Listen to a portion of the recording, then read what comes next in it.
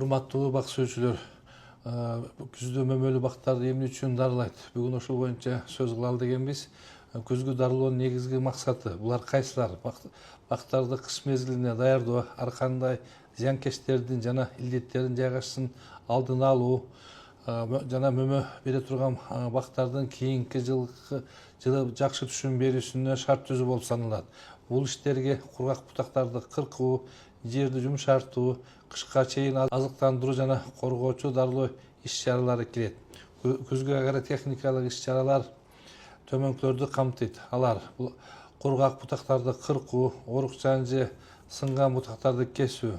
Бул деген бакты коргоого жана туура өсүшүнө жардам берет. Жерди жумшартуу, топуракты бошотот. Бул суу менен абанын тамырларга жакшы жетүүсүнө шарт түзөт.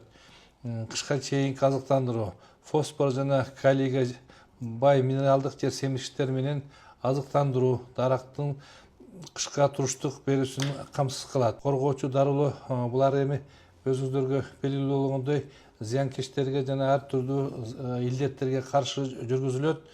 Бул инсектицид деген бул жанагы зыяндуу курт кумурскаларга каршы, ал эми фунгицид зыяндуу илдеттерге каршы жүргүзүлөт да.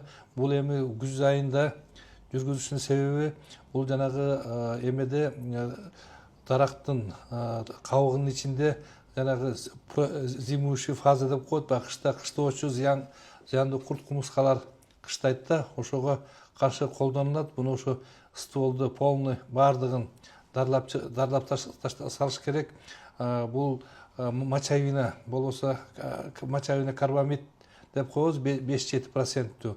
Муну 500-700 граммды 10 литр сууга аралаштырып анан чачылат.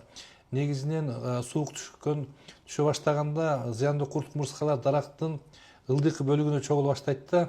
Бул штамп деп коет. Бул жанагы корневый шейкадан биринчи бутакка чейинки аралыкты штамп деп аталат. Ошол жерге чогулат да, ошол жерди көбүрөөк дарылогонго аракет кылыш керек. Ушул эле дарылоону эрте жазда, март айында дарактарга жалбырак чыга элек учурунда дагы сөзсүз түрдө кайтарыш керек. Андан кийинки биздин ыкмабыз бул дарактарды актоо. Актоо дагы өтө бул маанилүү жана пайдалуу болуп эсептелет.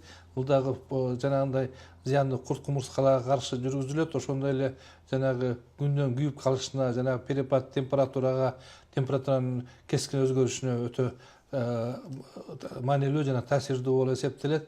Андан кийинки муну жалбырактарды, түшкөн жалбырактарды, өсүмдүктөрдүн калдыктарын жана бутактарды терип чогултуудагы өтө бул маанилүү жумуш.